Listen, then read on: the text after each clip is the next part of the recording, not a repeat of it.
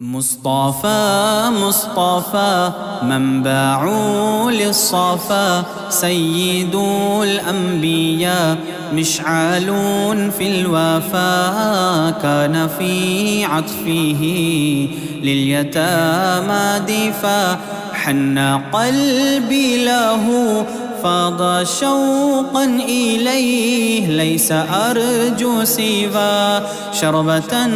من يديه الصلاة عليه والسلام عليه للسماء ارتقى فأتى بالنقى وغدا وجهه نيرا مشرقا كان من عفوه